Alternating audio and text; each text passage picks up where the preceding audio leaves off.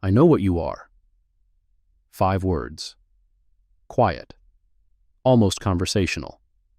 The kind of sentence that could mean anything until you see the hand rising, until you hear the sharp crack of palm against cheek, until blood appears on a lip that was smiling 40 minutes ago when its owner pulled into a gas station to fill her tank before visiting family. The woman's head snaps sideways from the impact. Her body stays rooted, not frozen with fear, something else entirely.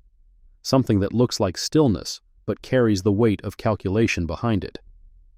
She raises one hand slowly to touch her face, fingers finding the heat already blooming across her cheekbone, finding the copper warmth leaking from where her teeth caught the inside of her mouth.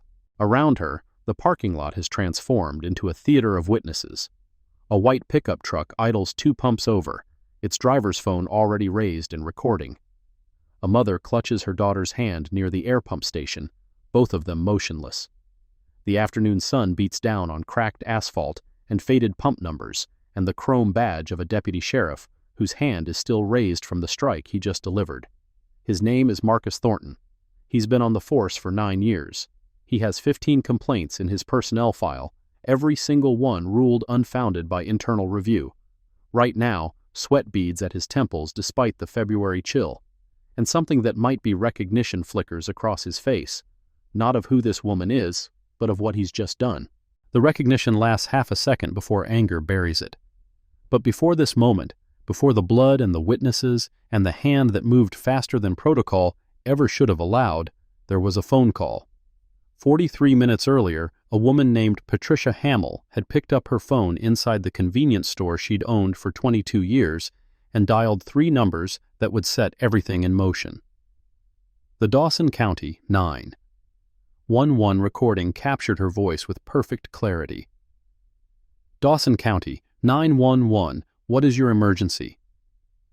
There's a black woman at my pumps. She's been here too long. Something's not right about her. Has she threatened you or damaged any property? No, but she just doesn't belong here. You know what I mean? Ma'am, I need you to describe a specific complaint or emergency. Just send someone, before something happens. The call lasted 47 seconds. It contained no description of criminal activity, no report of threats, no evidence of anything except one woman's discomfort with another woman's presence. The timestamp read 2:23 p.m. By 2:27, 2 patrol vehicles were en route. By 2:31, Simone Adler's ordinary afternoon had become something else entirely. She stands now in the aftermath of a strike she saw coming but chose not to avoid, her hand still pressed to her face, her eyes tracking every uniform in her peripheral vision. Deputy Thornton. Deputy Jenna Voss circling toward her rental car. Sergeant Owen Riggs standing 3 feet back with his hand hovering near his radio.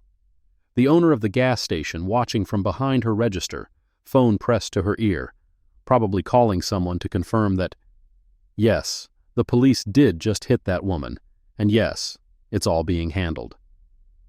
Simone's own phone sits in her jacket pocket, its voice memo app running silently since the moment the first patrol car pulled into the lot. She doesn't reach for it, doesn't need to. What happens next will be documented whether she survives to tell it herself or not. Because somewhere behind her, across the 2-lane highway that runs past this gas station in rural Georgia, a black SUV that had been parked at a closed furniture store begins to move, and the voice that comes from it doesn't belong to any deputy.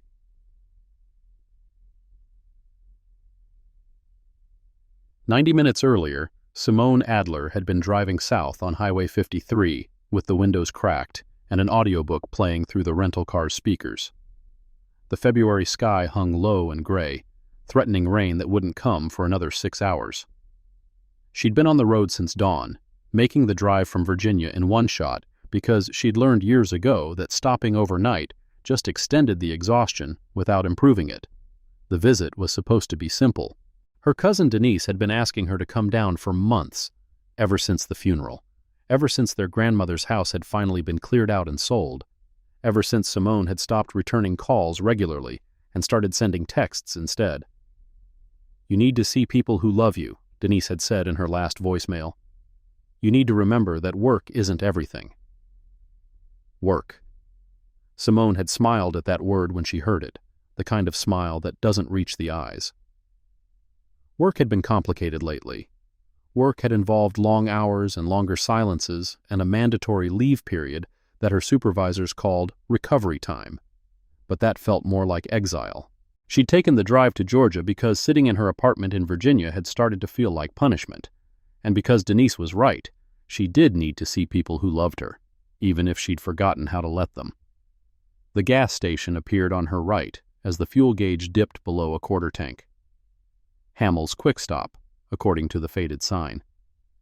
2 pump islands, a convenience store with bars on the windows, and a hand-painted notice board advertising live bait and lottery tickets.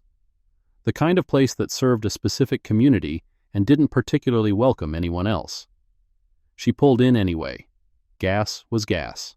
The first thing she noticed was the security camera mounted above the store's entrance, older model, probably analog, pointed at an angle that would capture the pumps but miss the far edge of the parking lot.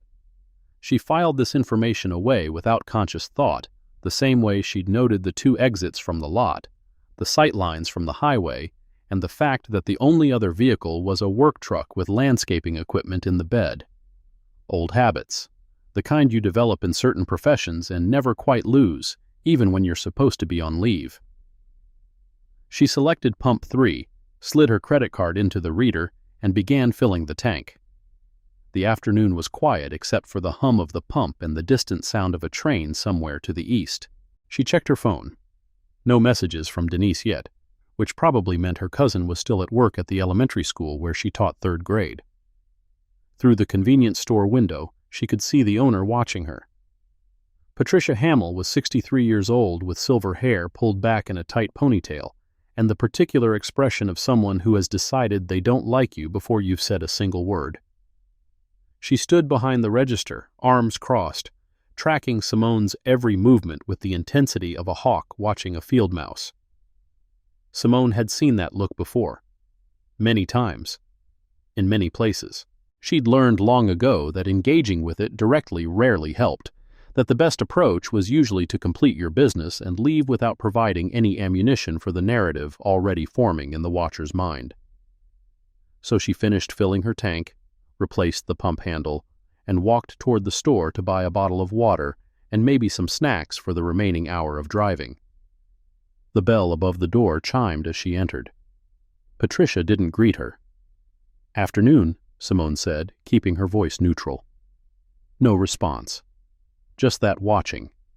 The store's interior smelled like old coffee and industrial cleaner, with a faint undertone of the Bait refrigerator humming in the back corner. Simone moved through the aisles with purpose, water from the cooler, a bag of almonds from the snack rack, a pack of gum from the display near the register. She set her items on the counter and waited. Patricia didn't move to scan them. "You from around here?" The question came out flat, suspicious. "Just passing through." "Passing through to where?" "Visiting family." "What family?" Simone felt her jaw tighten slightly. The interrogation was unnecessary, intrusive, and exactly the kind of thing she'd dealt with her entire life. She could escalate, could demand to know why she was being questioned, could point out that her purchases and destination were none of this woman's business. Instead, she took a breath and answered, "My cousin lives about an hour south. I'm spending the week with her." "Uh-huh." Patricia still hadn't touched the items on the counter. "What's your cousin's name?" "Ma'am, I'd just like to pay for my things." Something shifted in Patricia's expression, a hardening, a decision being made.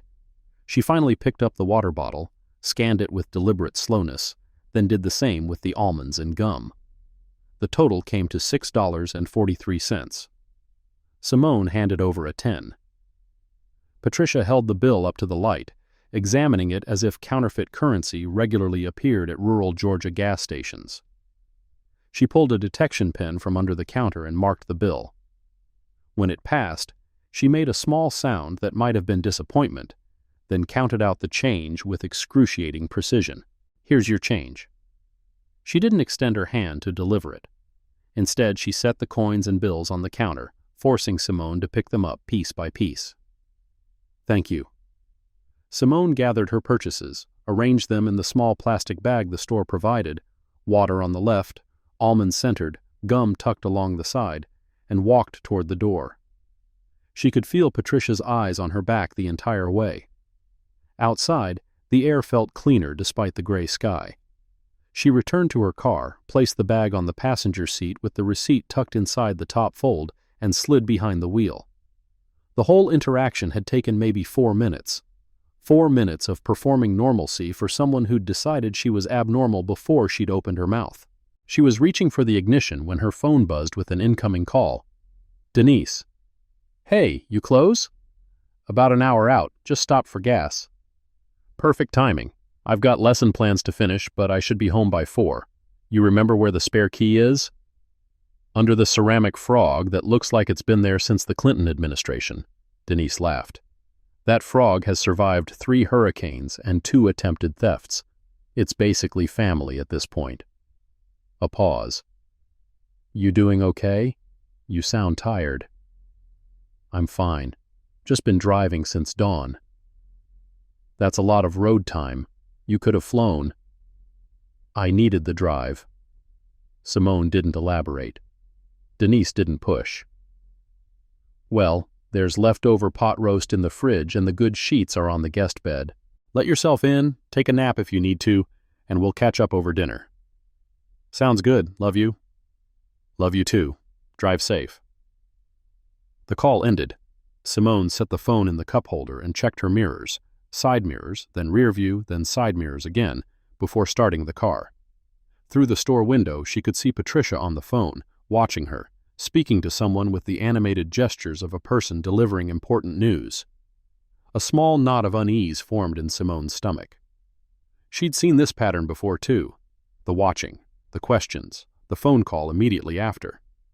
She knew what often came next. She pulled out of the gas station anyway, accelerating onto Highway 53 with the rental car's engine humming steadily beneath her.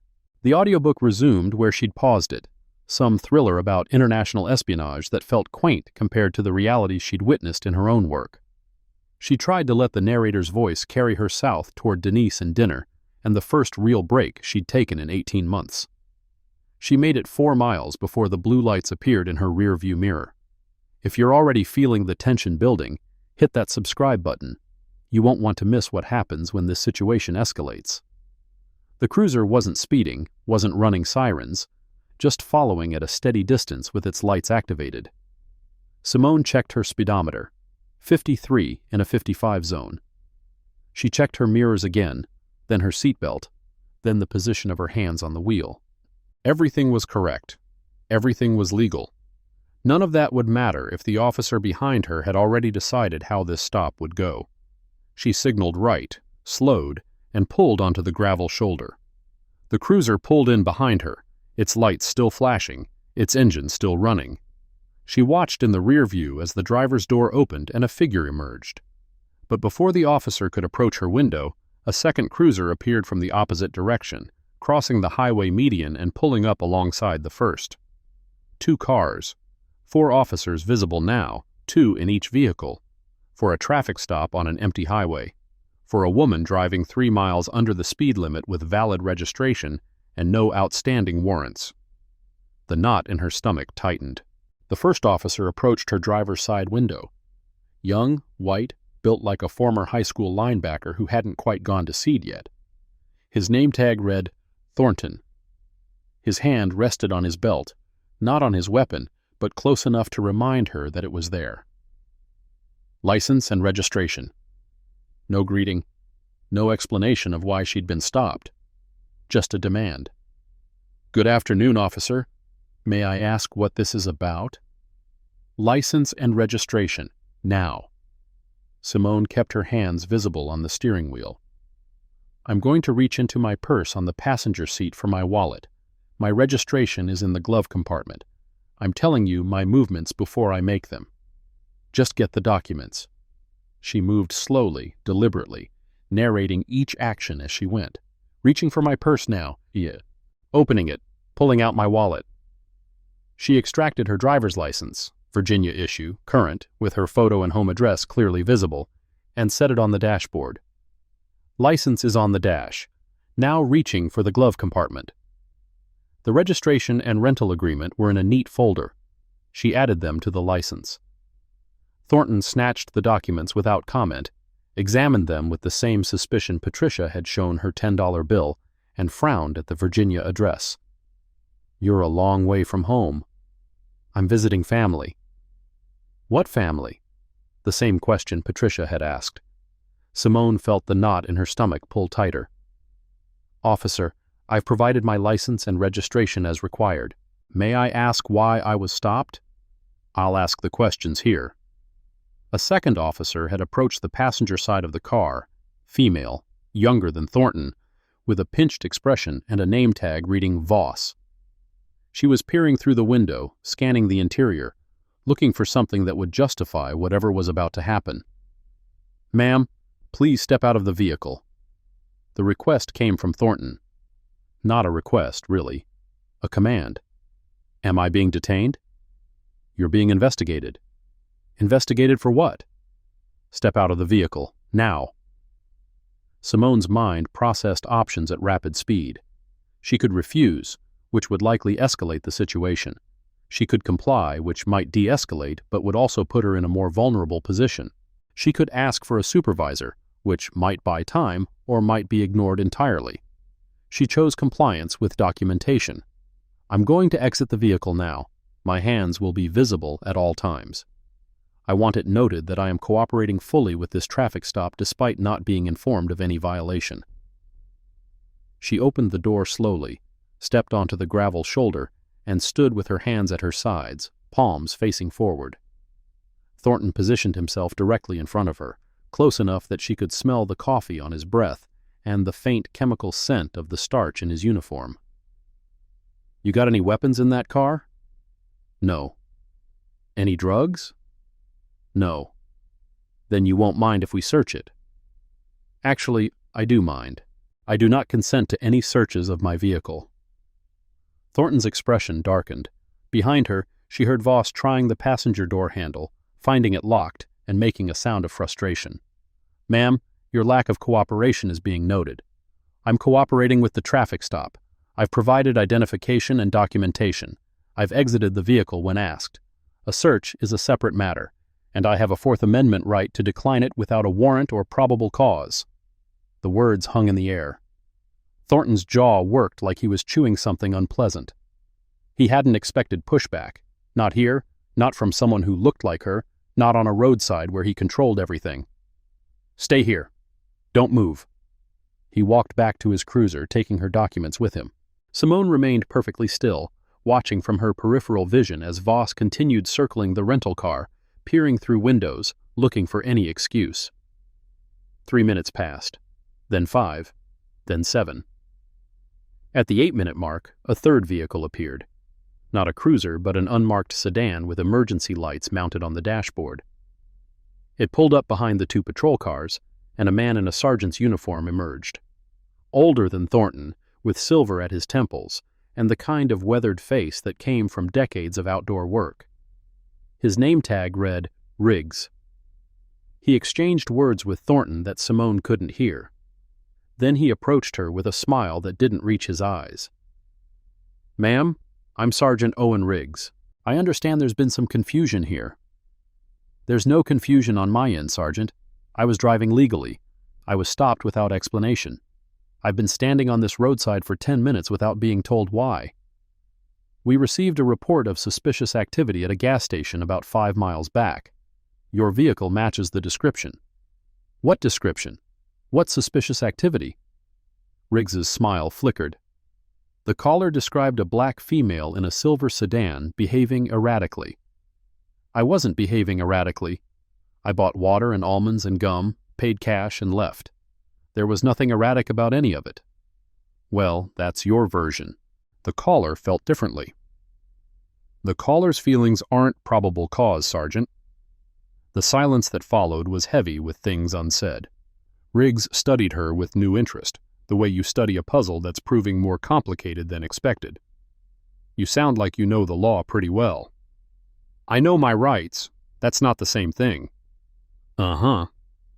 He glanced back at Thornton, who was still standing by his cruiser, her documents in his hand. "Tell you what, why don't we all drive back to the gas station and clear this up? If the owner confirms there was no problem, you'll be on your way in 15 minutes. Simone considered refusing. She had the legal right to demand they either charge her with something or let her go. But she also knew how that demand would be received, not as a citizen exercising her rights, but as a combative subject who was clearly hiding something. "Fine, I'll follow you. Actually, we'd prefer if you ride with Deputy Thornton, for everyone's safety. Leaving my vehicle on the side of the highway? Deputy Voss will drive it back." The request was unreasonable, unusual, and probably calculated to put her in a position of maximum vulnerability. But Simone had been in vulnerable positions before. She'd learned that sometimes you survive them by controlling what you can control and documenting what you can't. "I want it noted that I'm agreeing to this under protest, and I'd like your badge numbers, please. Yours, Deputy Thornton's, and Deputy Voss's." Riggs's smile finally died. "You'll get all that at the station. I'd like it now." "Ma'am, you're not in a position to make demands. I'm in a position to know my rights. Georgia Code Section 3582 requires law enforcement officers to provide identification upon request during any official interaction. Your badge number is displayed on your uniform for exactly this purpose." The seconds stretched. Riggs looked at her like she'd grown a second head, or like she'd revealed something about herself that changed his entire calculation. "Fine. Riggs, badge number 3294. Thornton is 44127. Voss is 1847. Happy now?" Simone filed the numbers away in the same mental space where she'd stored the camera angle, the exit points, and the expression on Patricia Hamill's face. "Thank you, Sergeant." 10 minutes later, she was in the back of Thornton's cruiser, watching the Georgia countryside scroll past through windows that didn't open from the inside. The gas station looked smaller when they returned to it, diminished somehow by what was about to happen there. 2 more vehicles had arrived, a pickup truck with a county logo on the door, and an older sedan that belonged to a customer who'd had the bad luck to need gas at exactly the wrong moment. Simone emerged from Thornton's cruiser with the careful movements of someone who understood that every gesture was being evaluated, interpreted, potentially used against her later. She stood on the cracked asphalt near Pump 3, the same pump she'd used less than an hour ago, and waited to see what choreography they had planned. Patricia Hamill emerged from the store before anyone asked for her. Her face carried the righteous satisfaction of someone whose suspicions had been vindicated, whose phone call had produced results, whose worldview was about to be confirmed by the machinery of authority. "That's her. That's the one I called about." Riggs turned to Simone. "Ma'am, the owner says you were behaving suspiciously inside her store. Care to explain?"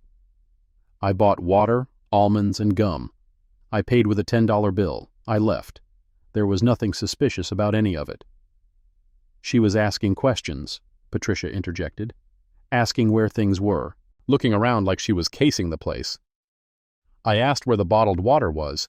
The cooler isn't visible from the entrance. She was rude. I was polite. You were the one who refused to greet me when I entered and interrogated me about my destination before ringing up my purchases." Patricia's face reddened. You see? You see how she talks? That's exactly what I mean, that attitude." "Ma'am." Thornton's voice was sharp, directed at Simone. "You need to calm down." "I am calm. I've been calm throughout this entire interaction. The only people raising their voices are you and Mrs. Hamill." The words were true and therefore unforgivable. Thornton moved closer, his bulk blocking the afternoon sun, his shadow falling across her face like a warning. "You got a real smart mouth on you, don't you?" Simone didn't step back. "I have a constitutional right to speak in my own defense. That's not being smart. That's being aware of my rights." "Your rights?" He made the words sound like a joke. "Let me tell you about your rights. You're on private property. The owner has asked you to leave. Under Georgia Code Section 16721, if you remain here, that's criminal trespass. So, your rights right now include the right to get in your car and leave, or the right to be arrested. Pick one. Simone's eyes moved to the sign posted on the pump island, a faded placard she'd noticed during her first visit. She read it aloud now, her voice steady. Georgia Code Section 16 to 721 states that criminal trespass requires that a person knowingly and without authority enters upon the land or premises of another after receiving notice from the owner that such entry is forbidden. I haven't received any notice to leave, Sergeant. Mrs. Hamill hasn't asked me to leave. She called you. That's a different thing entirely. The silence that followed was thick enough to cut. Riggs glanced at Patricia, who seemed to realize she'd missed a step in the script she thought she was following. I want her gone, Patricia said quickly. I'm telling her to leave right now. Thank you for the notice. I'm happy to leave. Simone turned toward where her rental car was parked, 20 feet away, driven there by Deputy Voss. May I have my keys? But Thornton stepped into her path, blocking the route to her vehicle. Not so fast. We're not done here. You just told me to leave or be arrested. I'm choosing to leave. I've changed my mind. This is where the power of witnesses becomes undeniable. Those phone cameras might be the only thing standing between justice and a cover-up. If this story is keeping you on edge, drop a like to help more people see it. The customer with the older sedan, a white man in his 60s with a fishing hat and waders, had emerged from the store and was watching the confrontation with obvious discomfort. His phone wasn't out, but his eyes were tracking every movement, every word, storing it in the memory of a potential witness. More critically, the customer in the pickup truck, a younger man in work clothes, had his phone raised and recording. The red light was visible even from 20 feet away. Whatever happened next would be documented. Thornton noticed the phone. His jaw tightened. Sir, put that phone away. I'm on public property, the young man said. I've got every right to record. You're interfering with a police investigation. I'm standing by my truck. How is that interfering?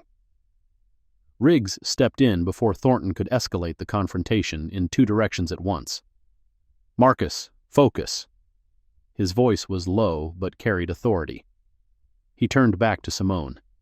Ma'am, Deputy Voss noticed something concerning in your vehicle during the drive back here. We're going to need to conduct a search.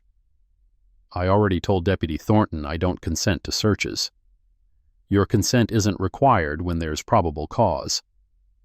What probable cause?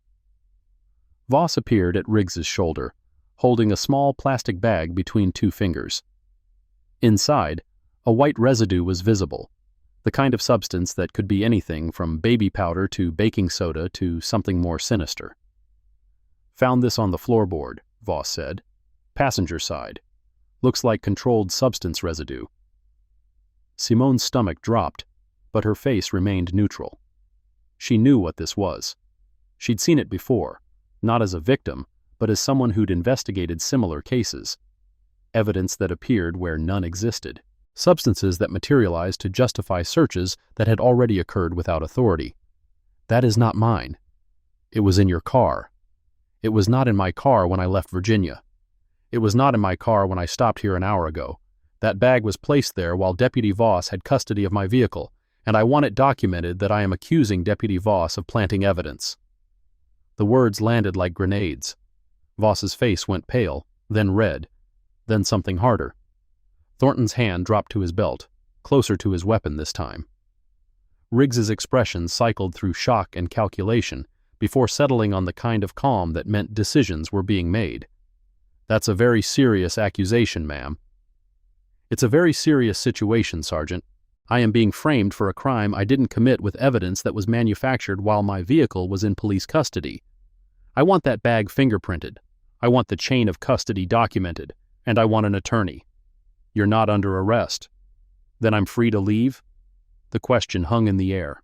Everyone knew the answer. Everyone knew the game. But saying it out loud would require committing to a course of action that couldn't be undone. Riggs chose his path. You're being detained for investigation of suspected drug possession. Under the circumstances, we're going to need to search your vehicle and your person. If you cooperate, this can go smoothly. If you don't, He shrugged, letting the threat remain unspecified. Simone made her own choice. I do not consent to any searches. I am invoking my Fifth Amendment right to remain silent. I am requesting an attorney. Any statements I make from this point forward are under duress and protest, and I want them recorded as such. She delivered the words with the precision of someone who had said them before, or had trained others to say them. Her hands remained visible at her sides. Her breathing was controlled, measured, the kind of deliberate calm that comes from understanding that panic kills and stillness survives. Thornton grabbed her arm. The grip was harder than necessary, his fingers digging into her bicep through her jacket. Turn around, hands on the vehicle. I am not resisting. I am compliant. The force you are using is excessive and unnecessary. I said turn around. He spun her toward the rental car, pushing her forward until her hands landed on the trunk. Voss moved in to conduct the search, her hands moving down Simone's sides, her legs, her pockets. The touch was rough, invasive, lingering in places that served no investigative purpose. Nothing on her person, Voss reported. Check the car again. I already searched it. Search it again. Voss opened the driver's door and began pulling contents from the vehicle. The plastic bag from the convenience store, Simone's purse, the folder of rental documents from the glove compartment. She tossed each item onto the ground with the casual disregard of someone who knew there would be no consequences for the damage. Phone. Riggs held out his hand. Where's her phone? Simone's jacket pocket. They hadn't searched it closely enough. The phone was still there, still recording, still documenting everything it could capture through the fabric. It's in my jacket, left pocket. Thornton reached into the pocket and extracted the phone. The screen was active, the voice memo app visible, its timer running at 47 minutes and 16 seconds. Well. He held it up for Riggs to see. She's been recording this whole time. Riggs' face hardened. That's illegal wiretapping under Georgia Code Section 161162, two-party consent state. She just added another charge to her list. Georgia is a one-party consent state for recordings where the person recording is a party to the conversation. Simone's voice stayed level despite the adrenaline flooding her system. I've been present for every word on that recording. There's no wiretapping violation. I'll let the judge sort that out. Thornton pocketed the phone. Her only documentation, gone into his control. Whatever happened next would be his word against hers, his colleagues' reports against her memory, the official narrative against the truth, unless someone else was still recording. The young man in the pickup truck hadn't lowered his phone. The red light was still visible. Riggs noticed it at the same moment Simone did. Sir, I told you to put that phone away. And I told you I'm not interfering. I'm standing by my truck, minding my business and recording what I see. If you've got nothing to hide, it shouldn't matter. This is an official police investigation. You're obstructing. I'm not obstructing anything. I'm a witness. And based on what I'm witnessing, somebody ought to be recording. The confrontation had reached a tipping point.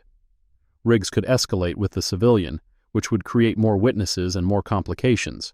He could back down, which would undermine his authority. Or he could focus on the original target and deal with the documentation problem later. He chose the third option. Deputy Thornton, place her under arrest. Possession of a controlled substance, obstruction of justice, and resisting arrest. I haven't resisted anything. Thornton pulled handcuffs from his belt. You're about to.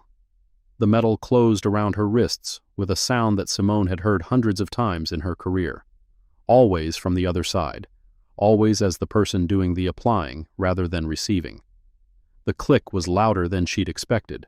The cold was sharper. The helplessness was absolute in a way that intellectual understanding could never prepare you for. You are making a mistake, she said quietly. Thornton leaned close to her ear, his breath hot on her neck. The only mistake was you thinking you could talk your way out of this. This isn't Virginia. This isn't wherever you think you come from. This is my county, and you're going to learn how things work here. I know how things work. I've always known. The difference between us is that I've spent my career trying to change it." He pulled back, confusion flickering across his face. "What's that supposed to mean?" Simone didn't answer. She didn't need to. The answer was coming, in about 40 minutes, when the black SUV that had been shadowing her since the Virginia border completed its response to the distress signal her vehicle had been broadcasting since the first cruiser lit up behind her. But Thornton didn't know about the SUV, didn't know about the shadow protocol, didn't know that the woman he was handcuffing had colleagues who were already triangulating her position, already reviewing the situation, already making calls to people whose authority would make a county sergeant look like a child playing dress-up. He thought he was in control. He was wrong. The assault happened without warning. One moment Simone was standing with her hands cuffed behind her back, her face neutral, her body compliant. The next moment Thornton's hand was flying toward her face with the speed and certainty of a man who had done this before and gotten away with it. The slap connected with her left cheek. The sound was sharp enough to echo off the gas pumps. Her head snapped sideways, and when she turned back, blood was already appearing on her lower lip. "That's for your mouth," Thornton said. "And that's for making this harder than it needed to be." Simone tasted copper. She felt the heat spreading across her cheekbone, the throb of broken capillaries, the specific ache of tissue that had been struck in anger. She'd been hit before, in training, in confrontations that went sideways, in moments that tested everything she believed about herself. But this was different. This was a man with a badge beating a woman in handcuffs because he could, because the system protected him, because no one had ever told him no in a way that stuck. "Deputy Thornton," she said slowly, clearly, loud enough for the man with the phone to hear. "You have just assaulted a restrained prisoner. Your badge number is 4127. The time is approximately 2:45 p.m. on February 14th. I want this documented in every report, every record, every proceeding that follows." Thornton smiled. It was the smile of someone who didn't understand the magnitude of what he'd just done. "Document whatever you want. No one's going to believe you." Patricia Hamill had emerged from the store again, watching the scene with an expression that mixed satisfaction with something that might have been doubt.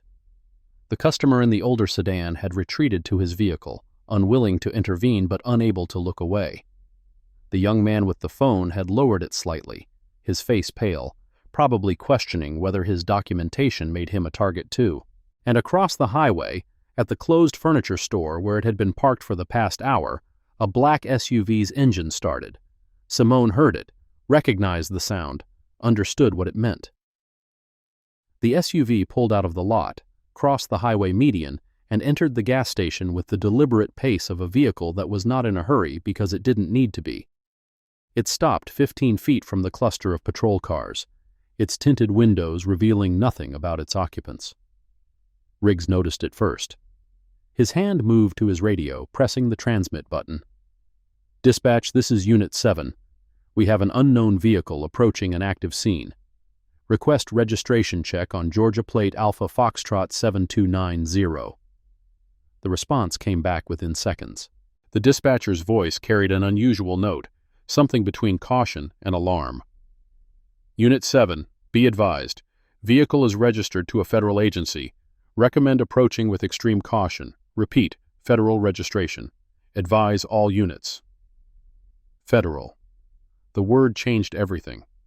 Riggs's face underwent a transformation, from authority to uncertainty to something that looked like fear. Thornton's hand dropped from Simone's arm.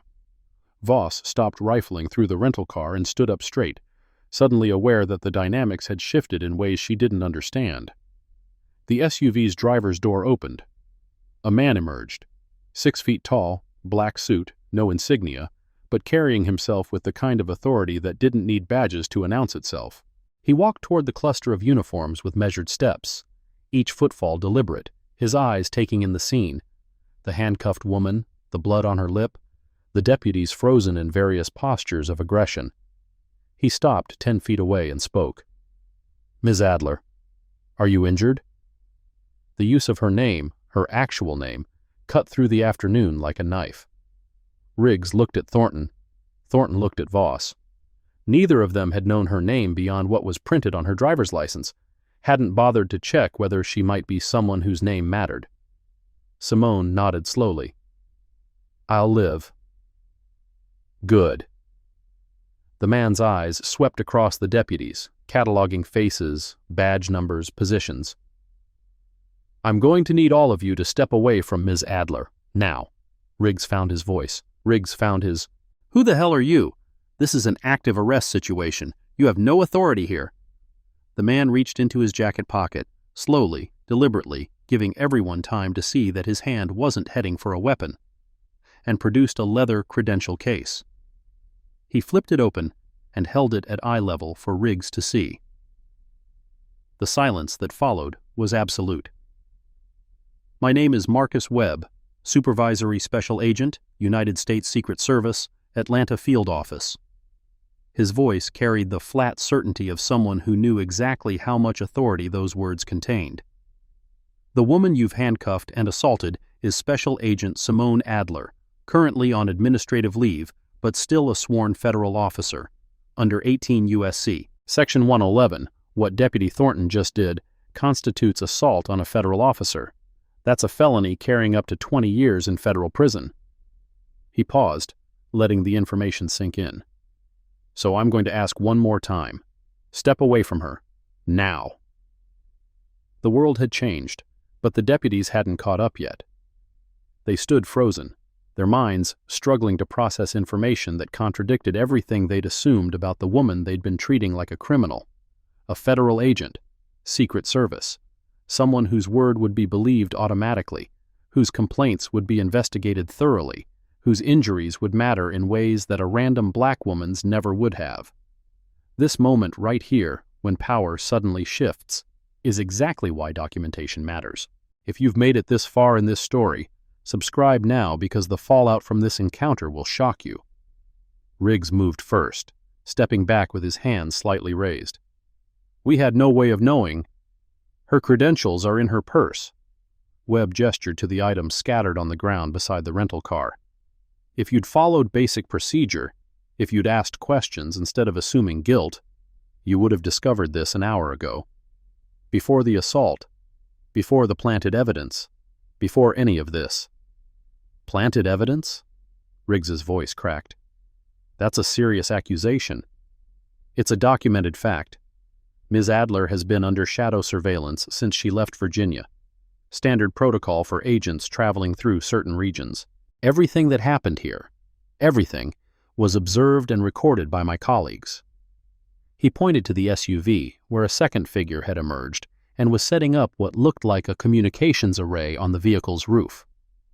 That includes Deputy Voss's search of the vehicle, the 3-minute window when she was alone with it before returning here, and the miraculous appearance of alleged drug residue that didn't exist when the vehicle was rented, inspected, or driven for 400 miles. Voss's face had gone white. Her mouth opened, closed, opened again. No words came out. Thornton hadn't moved from his position near Simone. His hand still rested near his belt, muscle memory fighting against the new reality. "This is some kind of setup," he said, but his voice lacked conviction. "The only setup here is the one you created." Webb moved closer to Simone, positioning himself between her and Thornton. "Keys to those handcuffs, now!" Riggs nodded at Thornton. The deputy hesitated for a long moment, pride warring with survival instinct, then reached for his key ring. The handcuffs came off with the same click they'd made going on, but the sound meant something different now. Freedom. Documentation. The beginning of accountability. Simone rubbed her wrists, feeling the blood flow return to her hands. Her cheek still throbbed. Her lips still bled. But she was no longer a prisoner, no longer a suspect, no longer the subject of a narrative designed to justify whatever violence the deputies wanted to inflict. Now she was the author of that narrative, and the story she would tell would be told with receipts. "I want all the evidence they collected," she said, her voice steady despite everything. "The planted bag, the recording from my phone, the documents from my vehicle. All of it." Webb nodded. "Already being coordinated. Federal chain of custody protocols apply from this moment forward. He turned to Riggs. Sergeant, you and your deputies are going to return to your station and await contact from federal authorities. Do not discuss this incident with anyone outside the presence of your legal counsel. Do not alter any records, body cam footage, or dispatch logs. Do not contact Patricia Hamill or any other witnesses. Violations of any of these instructions will be considered obstruction of justice under 18 U.S.C. Section 1519. Riggs's jaw worked, but he said nothing. There was nothing to say. The machinery of federal investigation had just engaged, and nothing in his experience had prepared him for being on this side of it. Thornton found his voice one last time. This isn't over. Webb looked at him, really looked at him, and the deputy seemed to shrink under the weight of that gaze. You're right. It isn't. It's just beginning. And by the time it's finished, you're going to wish you'd never pulled that cruiser into this parking lot. He turned to Simone. Let's get you to a hospital. You'll need that lip documented, and probably a full exam given the rough handling. She shook her head. Hospital can wait. I want to be present for the evidence seizure. I want to see their faces when they realize how much documentation exists. Webb smiled, the first human expression he'd shown since arriving. I had a feeling you'd say that. That's why I brought the mobile forensics unit. He gestured toward the SUV, where the second agent was now unloading equipment that looked like it could process a crime scene on location. After you, Agent Adler. It's time to show these officers what happens when they target the wrong person on the wrong day in front of the wrong witnesses. Simone walked toward the SUV without looking back at the deputies she was leaving behind. She didn't need to. Their faces were already burned into her memory. Thornton's rage, Riggs's fear, Voss's desperate calculation. She would see those faces again in depositions, in courtrooms, in the administrative hearings that would determine whether they ever wore badges again. But first, she had evidence to collect. And she was very, very good at collecting evidence. The afternoon sun was beginning its descent toward the tree line as the real investigation began. Patricia Hamill had retreated inside her store, phone pressed to her ear, probably calling a lawyer or a friend or anyone who could help her understand how her righteous phone call had transformed into a federal incident. The young man with the camera had finally lowered his phone, but he hadn't left. He stood by his truck, watching everything unfold, understanding that he'd accidentally become part of something larger than a viral video. And in the distance, sirens approached. Not from the county this time, but from a different direction entirely. Federal backup. Real backup.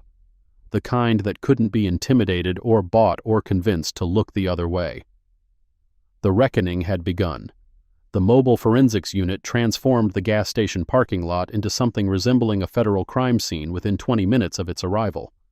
Yellow tape appeared around the rental car, the area where Simone had been standing during the assault, and a perimeter that encompassed the 3 patrol vehicles still idling near the pumps. The second agent, a woman in her early 40s named Carmen Reyes, who specialized in digital evidence recovery, worked with the kind of focused efficiency that made the county deputies look like children playing at police work. Simone sat in the back of the SUV with an ice pack pressed to her cheek, watching the process unfold through tinted windows. The cold helped with the swelling but did nothing for the anger that had been building since Thornton's hand connected with her face. She'd learned long ago to compartmentalize that kind of emotion, to store it somewhere it couldn't interfere with the work that needed to be done. But the storage was getting full. Years of incidents like this one, some witnessed, some experienced, all documented in the files that never seemed to lead to change, had filled the available space until there was barely room for anything else. Webb appeared at the SUV's open door, tablet in hand. Forensics has preliminary results on the planted evidence. Voss's fingerprints are the only ones on the bag. No prints matching yours anywhere on the exterior or interior surface. The substance inside is baby powder, common planted evidence substitute because it photographs like cocaine but tests negative, giving officers plausible deniability if they're forced to conduct actual analysis. Let me guess, she's done this before. That's what we're going to find out. Webb scrolled through something on his tablet. I've requested her personnel file from the county. So far, they're claiming it requires a formal subpoena, which tells me there's something in there they don't want us to see. There's always something they don't want you to see. The observation carried the weight of experience. Simone had spent 3 years in the Secret Service's investigative division before transferring to protection detail. 3 years of financial crimes, counterfeiting operations, and the occasional case that brushed up against local law enforcement corruption. She'd learned that police departments protected their own with the same ferocity that any institution protected its interests, regardless of how much that protection cost the public they were supposed to serve. Agent Reyes approached the SUV with Simone's phone in an evidence bag. Good news, the recording is intact. 47 minutes of continuous audio, including the assault, the planted evidence accusation, and Sergeant Riggs's instructions to arrest. It'll need to be authenticated through our chain of custody protocols, but the metadata is clean. No evidence of tampering. What about their body cams? That's the interesting part. Reyes pulled up something on her own tablet. I've already submitted a preservation order to the county for all footage from Units 7, 12, and 14. Those are the 3 responding vehicles. Dispatch confirms all 3 officers had active body cams at shift start, but when I requested the footage from the incident, I got a very nervous supervisor telling me there are technical issues with retrieval. Technical issues. Translation: they're deciding what to delete before they hand anything over. Webb's expression hardened. I've already contacted the U.S. Attorney's Office in Atlanta. We're getting a federal preservation order served within the hour. Anyone who touches that footage after the order is served is looking at obstruction charges. The bureaucratic machinery of federal investigation was grinding into motion, and Simone knew from experience that once it started, it was nearly impossible to stop. The county had maybe 60 minutes to decide whether they wanted to cooperate or compound their problems exponentially. Across the parking lot, Patricia Hamill emerged from her store for the 3rd time, this time accompanied by a man in a sport coat who was probably her lawyer. They stood at the edge of the crime scene tape, watching the federal agents work, their faces carrying expressions that suggested they were only beginning to understand the magnitude of what Patricia's phone call had set in motion. I want to talk to her, Simone said. Webb shook his head. Not advisable. You're a victim and a witness. Any contact with other witnesses could be characterized as intimidation or evidence tampering. She made a false report that initiated an unlawful stop, detention, and assault. She should understand the consequences of that. She will. When the civil suit is filed, when her deposition is taken, when she's named as a defendant alongside the county and every officer involved. Webb's voice softened slightly. I know this feels slow. I know you want accountability now. But the best way to get real accountability is to build an airtight case that can't be dismissed, can't be settled quietly, can't be buried in bureaucratic procedures. He was right. Simone knew he was right. But knowing didn't make the waiting any easier, didn't make the throbbing in her cheek hurt any less, didn't erase the memory of Thornton's smile after he'd hit her. What happened to Thornton, and Riggs, and Voss? Still at the scene, in their vehicles, waiting for instructions from their supervisor. I've made it clear that leaving the scene without federal clearance will be treated as flight from investigation. Their supervisor being Sheriff Pruitt? The one and only. He's been notified, supposedly en route, but traffic seems to be unusually heavy between his office and this location. Webb's tone suggested he didn't believe the traffic excuse any more than Simone did. Probably buying time to figure out how to spin this. The afternoon shadows had lengthened by the time Sheriff Dale Pruitt's vehicle finally appeared, a black SUV with county markings and emergency lights that stayed dark during the approach. He emerged looking exactly like his photograph in the local news articles Simone had seen during her morning research. 62 years old, heavy-set, with the weathered face of a man who'd spent his career in rural law enforcement and the calculating eyes of someone who understood that survival in his position required political instincts as much as police work. He walked toward the federal agents with the measured pace of someone who knew he was approaching a situation he couldn't control but wasn't willing to show fear. His right hand extended toward Webb in greeting, His left clutched a phone that had probably been ringing nonstop since the first report of federal involvement reached his office. "Agent Webb, I'm Sheriff Dale Pruitt. I understand there's been some kind of incident involving my deputies." Some kind of incident. Webb didn't shake the offered hand. "Your deputies conducted an unlawful stop based on a racially motivated complaint. They detained a federal officer without probable cause. They planted evidence in her vehicle, and one of them assaulted her while she was handcuffed. That's not some kind of incident, Sheriff. That's a federal civil rights violation, and it's going to be investigated as such." Pruitt's face underwent a careful transformation: surprise, concern, and finally the kind of measured skepticism that suggested he'd heard accusations like this before and had learned how to make them disappear. "Agent Webb, I've known Marcus Thornton for 15 years. He's a decorated officer with an exemplary record. I find it difficult to believe what you want. We have audio recording of the assault. We have witness video of the assault. We have forensic evidence proving the drug residue was planted. And we have a federal agent with injuries consistent with her statement and inconsistent with any narrative involving resistance or threatening behavior." Webb stepped closer to the sheriff, lowering his voice to a level that wouldn't carry to the deputies still sitting in their vehicles. "You can cooperate with this investigation and try to salvage what's left of your department's credibility, or you can obstruct and find yourself personally named in federal charges. Your choice. Make it quickly." The silence stretched between them, thick with calculation and consequence. Pruitt was weighing options, running scenarios, trying to find a path that protected his officers without destroying his own career in the process. It was a calculation Simone had watched police leadership perform countless times: the internal algebra of institutional survival versus individual accountability. Most of them chose institution. Most of them protected the officers. Most of them found ways to make complaints disappear, to bury evidence, to transform victims into defendants through the simple expedient of filing countercharges and letting the system grind the truth into unrecognizable dust. Pruitt's shoulders dropped slightly. A decision had been made. "What do you need from me?" "Access to all body cam footage from the responding units, complete and unedited. Access to dispatch logs and recordings.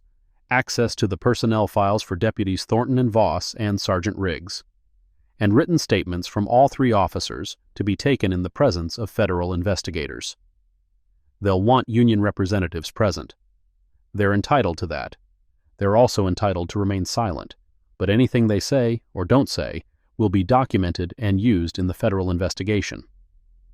Pruitt nodded slowly. "I'll make the arrangements, but I want to be clear about something, Agent Webb.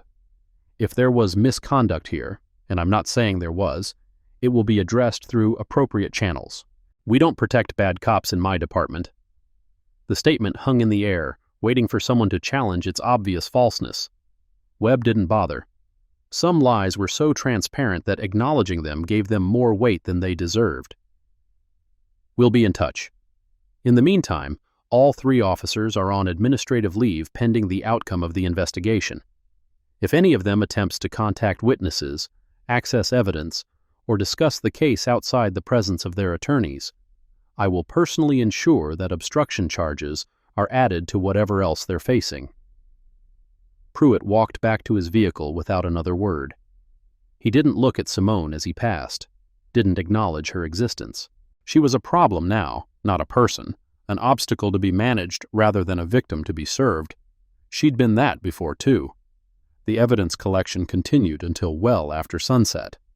Agent Reyes documented everything with the methodical precision of someone who understood that cases were won or lost on the quality of their paperwork. The planted evidence bag was photographed, cataloged, and sealed in federal custody. The rental car was towed to a federal impound facility for more thorough examination. Simone's phone was processed through proper chain of custody protocols and returned to her with every file intact. The recording remained her most valuable piece of evidence. 47 minutes of continuous audio that captured everything from the initial traffic stop to the moment of assault to Thornton's threat afterward. She'd listened to it once, in the back of the SUV, hearing her own voice remain steady while violence was being done to her. The steadiness surprised her. She hadn't felt steady. She'd felt terrified and furious and desperately alone. But her voice had stayed level because training had made it level, because years of work in high-pressure situations had taught her that emotion was a luxury you couldn't afford when documentation mattered. By 8 p.m., the scene was cleared and the federal team was ready to relocate to their field office in Atlanta. Simone's cousin Denise had been calling repeatedly since 5 o'clock, each voicemail growing more concerned as the hours passed without response. The final message, left at 7:45, had carried the particular terror of someone who'd been imagining worst-case scenarios. "Simone, please call me. The news is saying something about a federal incident at a gas station on Highway 53. Please tell me that's not you. Please tell me you're okay. I'm going crazy over here. Call me." She called back as the SUV pulled onto the highway, Atlanta bound. "Oh, thank God." Denise's voice cracked with relief. "I've been watching the news for 2 hours. They're showing footage of federal agents at a gas station and talking about an assault on a law enforcement officer. And I just knew. I don't know how, but I just knew. I'm okay. Well, mostly okay. A deputy hit me during a traffic stop. Turns out picking on random black women at gas stations is a bad idea when one of them works for the Secret Service." The silence on the other end stretched for several seconds. "I'm sorry, did you say Secret Service?" "That's the part I probably should have mentioned before now. Simone Marie Adler. You have been letting me believe you work for some boring government agency doing paperwork for the past 6 years. You let me think the reason you couldn't talk about work was because it was classified levels of boring. And you're telling me now, after you've been assaulted by police in my state, that you've been Secret Service this whole time? It's complicated.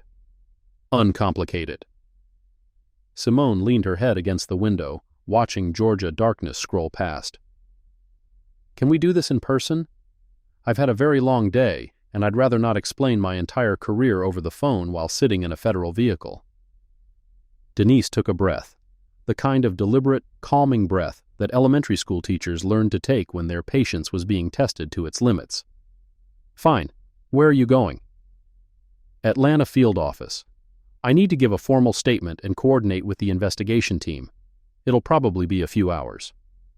"It's already 8 o'clock. "I know. I'm sorry. The visit is kind of ruined." "The visit is not ruined. The visit is postponed. You're going to do whatever federal thing you need to do, and then you're going to come to my house and I'm going to feed you pot roast and wine, and you're going to explain why my cousin has been lying to me for half a decade. Deal?" Despite everything, the pain, the anger, the exhaustion, Simone smiled. "Deal." The Atlanta field office occupied the top 3 floors of a nondescript building in Buckhead, distinguished from its corporate neighbors only by the security measures that weren't immediately visible to casual observers. Simone had been here before, during her transfer orientation and for occasional inter-office briefings, but the building felt different now that she was arriving as a victim rather than an agent. The formal statement took 2 hours. She walked through every moment of the encounter, from the initial gas station stop, to Patricia Hamill's behavior, to the traffic stop, to the planted evidence to the assault, with the same attention to detail she'd apply to any other investigation. Webb recorded the session, Agent Reyes took written notes, and a third agent Simone didn't recognize monitored the documentation software that would eventually produce a transcript for the case file. When it was over, Webb walked her to a conference room where fresh coffee and sandwiches waited. The U.S. Attorney's Office is very interested in this case. Dawson County has been on their radar for a while. Complaints about racial profiling, excessive force, evidence handling irregularities. Nothing they could prove definitively, but enough smoke to suggest fire somewhere. Your incident might be the key that opens up a broader investigation. Pattern and practice. Exactly. If we can document systematic civil rights violations, the DOJ can invoke federal oversight under 34 U.S.C. Section MOV 601. That's the same authority they used in Ferguson, Baltimore, Chicago. It forces institutional reform at a level that individual prosecutions never achieve.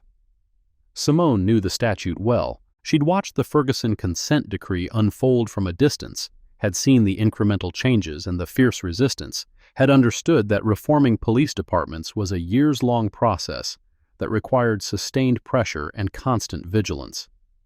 The fact that Dawson County might be headed for similar scrutiny was satisfying in theory, but exhausting to contemplate in practice. What about Thornton specifically? Individual charges? The U.S. Attorney is reviewing the evidence for potential 18 U.S.C. Section 242 charges, deprivation of rights under color of law. The assault on a federal officer charge under Section 111 is more straightforward, but 242 carries broader implications because it addresses the civil rights violation directly rather than just the federal status angle. He's hit people before. Webb's expression shifted. What makes you say that? The way he moved. The way his hand came up. There was no hesitation, no moment of decision. It was muscle memory. You don't develop that kind of instinct from a single incident. Webb was quiet for a moment, considering. We'll be requesting his complete complaint history as part of the investigation. If there's a pattern, we'll find it. And if the pattern has been buried, if complaints were ruled unfounded when they shouldn't have been, if witnesses were intimidated into withdrawing their statements, then we investigate the burial, too. Cover-ups are their own crimes, and they often implicate people higher up the chain than the original misconduct. The implications hung in the air between them. Sheriff Pruitt, the internal affairs process, the institutional machinery that existed to protect officers rather than the public they served.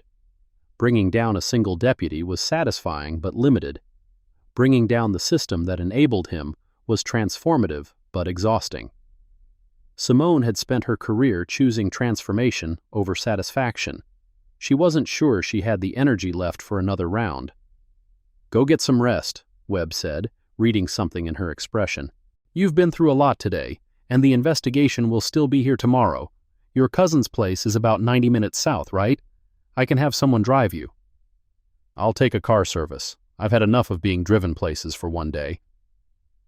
She left the building at 11:30 p.m., stepping into Atlanta's night air with the particular weariness that came from sustained adrenaline finally releasing its grip. Her face ached. Her wrists bore faint marks from the handcuffs. Her spirit carried bruises that wouldn't show on any medical exam. But she was alive. She was free. And she had documentation. In her experience, that was more than most people got when they found themselves on the wrong side of a badge. Chapter 2. Denise's house was a 3-bedroom craftsman in a neighborhood that had been black middle class since the 1960s, the kind of place where neighbors still brought casseroles when someone was sick and children still played in the streets until the streetlights came on. Simone arrived at 1:15 in the morning to find the porch light on and her cousin waiting in the doorway with a glass of wine already poured. "Before you say anything," Denise announced, "I want you to know that I've decided to forgive you for lying to me about your job, but only because you got hit in the face today, and I feel sorry for you." "That's very generous." "I'm a teacher.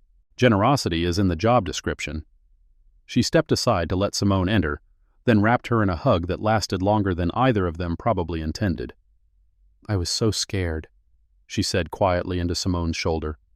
"When I saw those federal vehicles on the news and they said there'd been an assault, I thought the worst.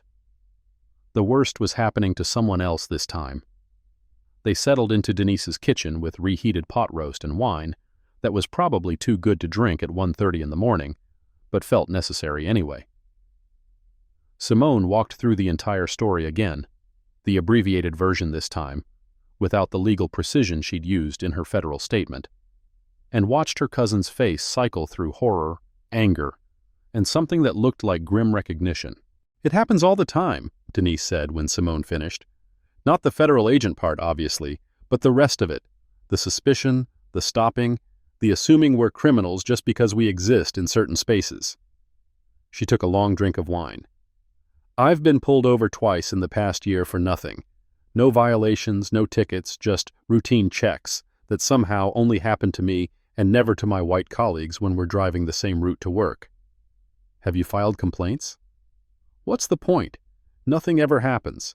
The complaints disappear into some file somewhere, And 6 months later, the same officer is doing the same thing to someone else.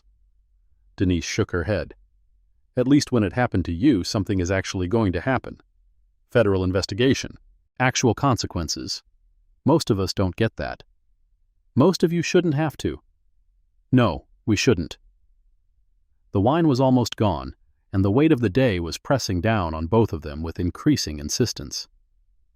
Simone finished the last of her pot roast, which was excellent as always, and pushed back from the table.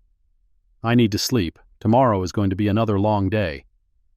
The guest room is ready, good sheets, like I promised. Denise stood and began clearing the dishes. And Simone? I'm glad you're okay. Even if you've been lying to me about your job for 6 years, I'm glad you're okay. I'm glad I'm okay too. Sleep came faster than expected, probably because her body had reached the limit of what adrenaline and determination could sustain.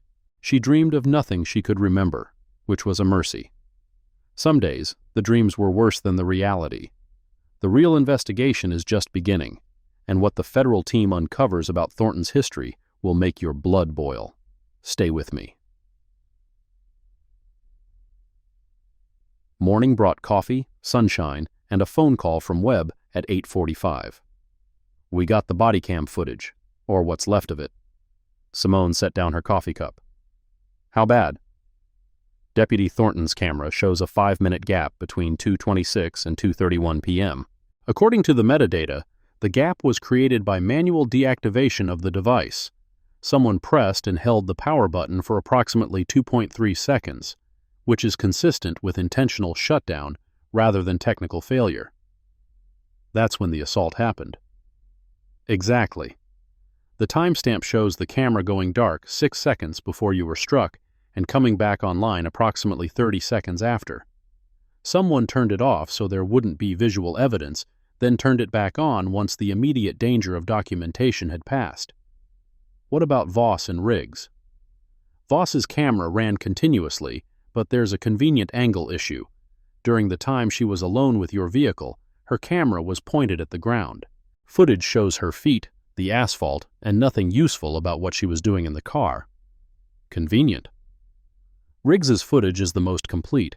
His camera shows you being detained, shows the handcuffing, shows your face clearly during the moments leading up to the assault. What it doesn't show is Thornton's hand making contact. He was positioned between you and Riggs's camera angle, blocking the actual strike from view.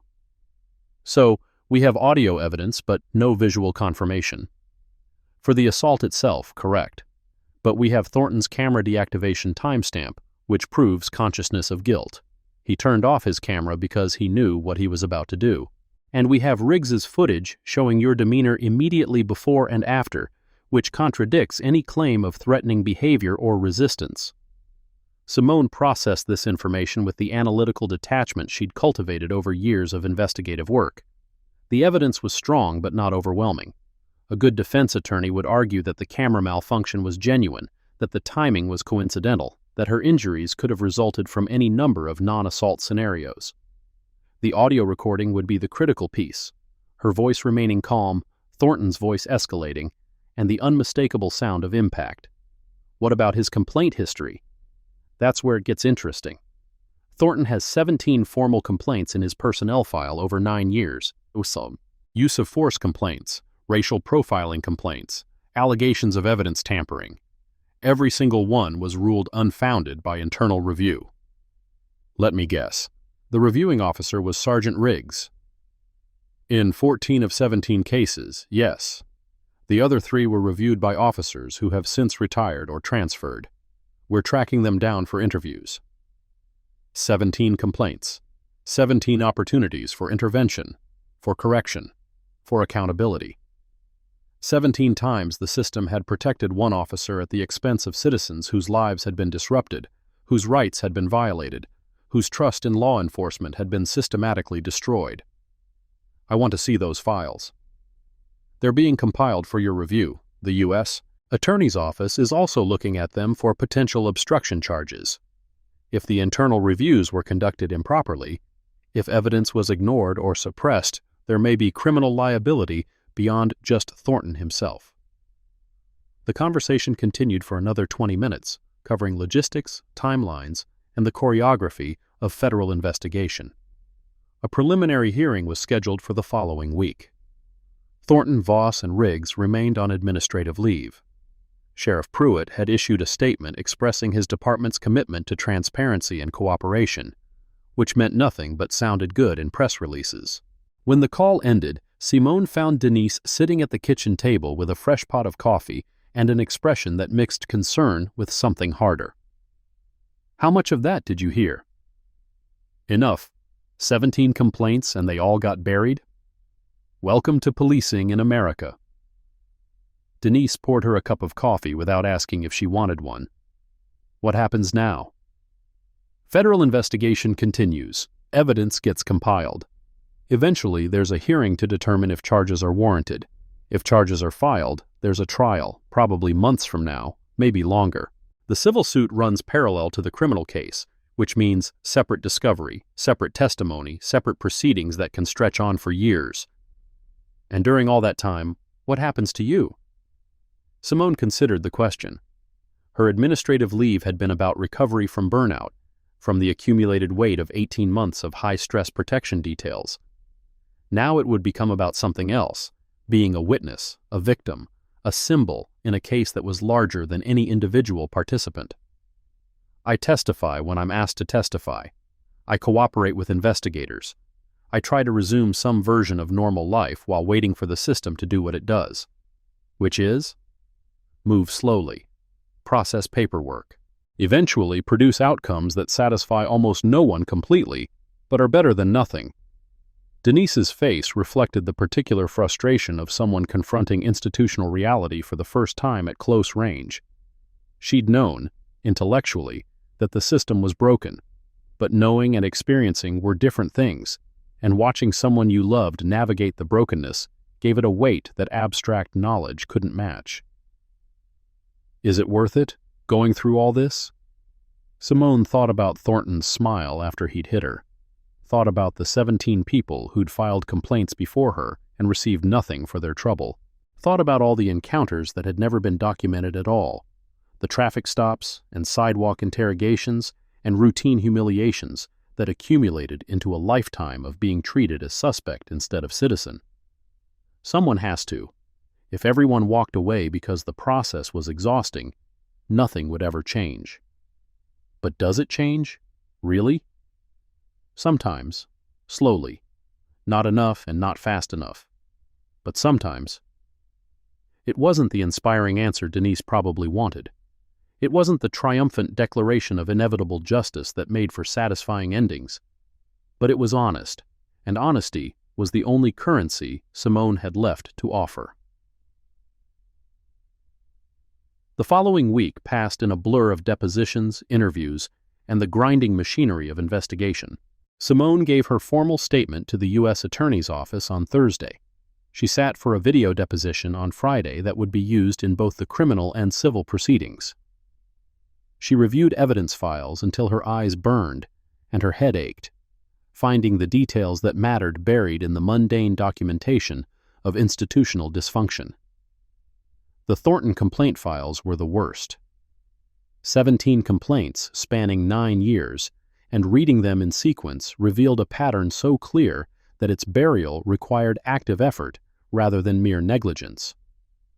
The first complaint, filed in 2015, described a traffic stop in which Thornton had detained a black motorist for 45 minutes, while backup conducted what he called a safety sweep of the vehicle. No contraband was found. No citations were issued. The motorist filed a complaint alleging racial profiling and unlawful detention.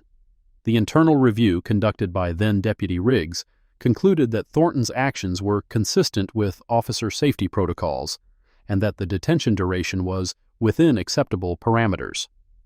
The complaint was ruled unfounded.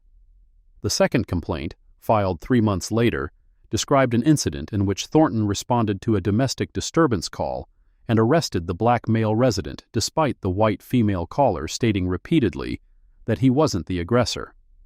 The charges were later dropped for insufficient evidence. The complaint alleged false arrest and racial bias. Internal review, Unfounded. Reviewing officer, Owen Riggs. The pattern continued through 2016, 2017, 2018. Traffic stops that lasted too long. Searches conducted without consent or probable cause. Arrests made on charges that evaporated before reaching court. In every case, the complainant was black. In every case, the internal review found Thornton's actions justified.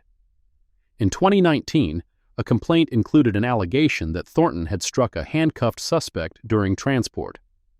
The suspect, a 23-year-old black man named Darnell Washington, claimed that Thornton had pulled the patrol car over on a deserted road and punched him repeatedly in the face for being disrespectful. Washington's complaint included photographs of his injuries: swelling around both eyes, a split lip, bruising on his cheeks. The injuries were documented at the county jail during intake, which meant they occurred while Washington was in Thornton's custody. Internal review. Unfounded. The reviewing officer, Riggs again, noted that Washington's injuries were inconsistent with his account and likely self-inflicted during transport. The complaint was closed without further investigation. Simone stared at Washington's photograph for a long time. His injuries looked almost exactly like her own face had looked in the mirror that first night at Denise's house. Same swelling, same split lip, same pattern of bruising that came from being struck by a human hand. She made a note in the margin of the file. Interview Washington. Pattern evidence. The civil suit was filed on the following Monday. Rodriguez v. Dawson County, et al., seeking compensatory and punitive damages for unlawful detention, assault, battery, false arrest, and civil rights violations under 42 U.S.C. Section 1983. The defendants named included Deputy Marcus Thornton, Deputy Jenna Voss, Sergeant Owen Riggs, Sheriff Dale Pruitt in his official capacity, Dawson County, and Patricia Hamill as a co-conspirator for making the false report that initiated the unlawful stop. The news coverage was immediate and intense. The video taken by the young man in the pickup truck, whose name turned out to be Brandon Okonkwo, a 28-year-old landscaper who'd been filling up his work vehicle when the incident began, had been posted online and accumulated 3 million views in 4 days. The footage didn't show the actual assault. Simone had been positioned behind other vehicles from Brandon's angle, but it captured the aftermath: her standing with blood on her face, Thornton's aggressive posture, the chaos of the federal intervention. Combined with Simone's audio recording, which had been released by the U.S. Attorney's Office as part of the public record, the evidence created a narrative that was impossible to dismiss or distort. The public could hear Thornton's voice escalating, could hear Simone's voice remaining calm, could hear the sound of impact and the words that followed. "That's for your mouth."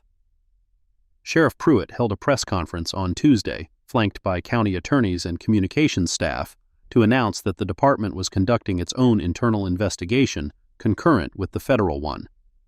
He expressed confidence that the investigation would be thorough and fair, and asked the public to withhold judgment until all the facts were known. The press conference lasted 12 minutes. Pruitt took no questions. By Wednesday, 17 people had contacted the U.S. Attorney's Office offering to provide testimony about their own experiences with Deputy Thornton. By Friday, that number had grown to 34. The pattern that Simone had suspected, and that the complaint files had documented, was emerging into public view, carried by witnesses who'd been silenced for years and were finally finding a venue where their voices might matter. Darnell Washington was among them. His interview with federal investigators lasted 4 hours and produced testimony that corroborated Simone's theory exactly. Thornton had pulled the patrol car over on a rural road, far from witnesses or cameras. He'd opened the back door, leaned in, and started hitting. The assault lasted maybe 90 seconds, long enough to cause the injuries documented in Washington's jail intake photos, short enough to avoid the kind of extended absence that would show up in transport logs. "I tried to tell them," Washington said in his statement, which Simone read as part of her case preparation.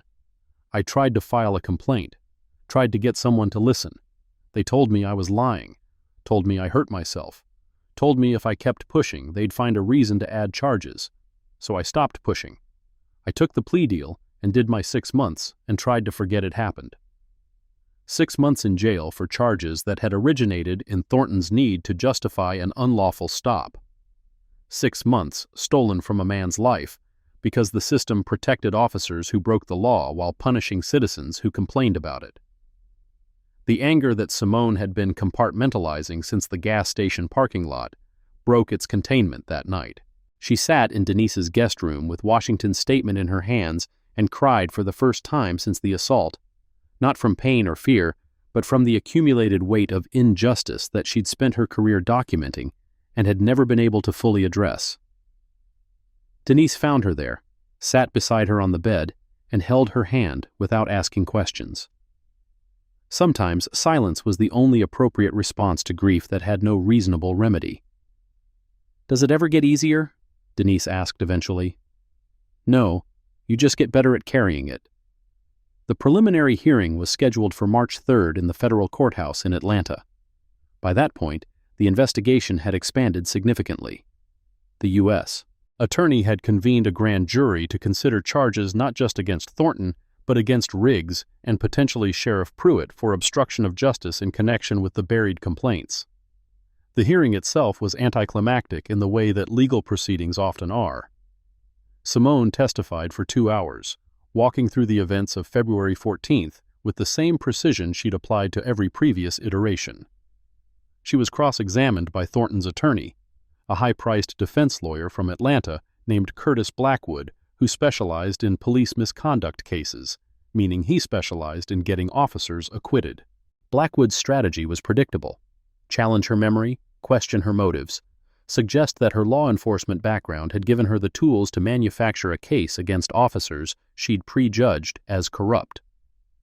He spent 20 minutes on the audio recording, trying to establish that the sound of impact could have been anything: a car door, a dropped object, her own hand against her face in some kind of self-inflicted performance. Simone answered every question directly, without elaboration or emotion. She'd been cross-examined before, in other cases, in other roles. She knew that the goal of defense attorneys was to create doubt, to muddy waters, to transform clear evidence into ambiguous interpretation. The only defense against that strategy was clarity, saying exactly what happened, exactly as it happened, and letting the record speak for itself. The grand jury returned indictments on March 15th. Deputy Marcus Thornton was charged with deprivation of rights under color of law, 18 U.S.C. Section 242, and assault on a federal officer, 18 U.S.C. Section 111. Deputy Jenna Voss was charged with conspiracy to deprive rights and evidence tampering. Sergeant Owen Riggs was charged with obstruction of justice in connection with the falsified internal reviews. Sheriff Pruitt was not indicted, though the U.S. attorney's statement noted that the investigation into systemic failures within the Dawson County Sheriff's Office remains ongoing. This is the moment the system starts to crack, when the people who thought they were untouchable realize the ground beneath them is shifting. If you want to see justice unfold, subscribe now because the ending will surprise you. The indictments made national news. Cable channels ran segments with legal analysts debating the strength of the government's case. Social media erupted with both support and backlash, some users celebrating the rare spectacle of police accountability, others denouncing the prosecution as politically motivated persecution of officers who were just doing their jobs. Simone watched none of it. She'd learned long ago that public discourse about cases she was involved in rarely added anything useful and often made the emotional burden heavier. She stayed at Denise's house, worked on her testimony preparation, and tried to remember what normal life had felt like before February 14th. The trial was set for September, 6 months away, which was fast by federal standards, but felt like an eternity to everyone waiting for resolution. In the meantime, the civil suit progressed through its own timeline. Discovery requests, depositions, motions to dismiss that were denied, settlement discussions that went nowhere because the county wasn't willing to admit wrongdoing and Simone wasn't willing to accept anything less. Patricia Hamill was deposed in May. The video of her testimony, which Simone reviewed as part of case preparation, showed a woman who had spent 3 months convincing herself that she'd done nothing wrong, that her phone call had been legitimate concern rather than racial profiling, that the officer's response had been appropriate rather than excessive, that whatever happened was Simone's fault for being suspicious in the first place. "I've lived in this community my whole life," Hamill said in the deposition. "I know who belongs and who doesn't. She didn't belong there." "What made you believe she didn't belong?" the deposing attorney asked. "Just, you can tell. The way she carried herself, the way she looked around. Something was off." "Was anyone else in your store that afternoon?" "A few customers, yes." "Did you call police about any of them?" "No." "What was different about Ms. Adler?" A long pause. Hamill's attorney leaned over to whisper something, then, "I don't know how to answer that." "Were the other customers white?" Another pause. "Yes." "So the only person you found suspicious enough to call police about was the only black person in your store that afternoon?" Hamill's attorney objected. The objection was overruled. Hamill's answer, when it finally came, was barely audible on the recording. "I suppose so." The deposition continued for another 3 hours, but that exchange was the moment Simone replayed most often. Not because it was surprising, the racial dynamics had been obvious from the beginning, but because hearing Hamill admit it, however reluctantly, transformed suspicion into documented fact. Summer arrived with the grinding progress of federal preparation. The prosecution team interviewed witnesses, compiled evidence, prepared exhibits that would be presented to the jury in September. Simone's role shifted from primary victim to expert consultant. Her law enforcement background made her uniquely qualified to explain procedures, identify violations, and contextualize evidence that lay jurors might not otherwise understand. She also began working with the other Thornton victims, connecting their experiences into a coherent narrative of systematic abuse. Darnell Washington, a woman named Keisha Brown, who'd been handcuffed and held in a patrol car for 2 hours while Thornton searched her home without a warrant. A teenager named Marcus Williams, who'd been stopped while walking home from school and told he matched the description of a suspect who, it turned out, didn't exist. Their stories were variations on a theme. Thornton targeting black residents of Dawson County with stops, searches, and arrests that had no legitimate basis, using his authority to intimidate, humiliate, and occasionally assault people who had no recourse against his power, being protected by a system that treated his victims' complaints as nuisances rather than evidence. Simone documented everything, every interview, every timeline, every piece of physical evidence that supported claims the department had dismissed.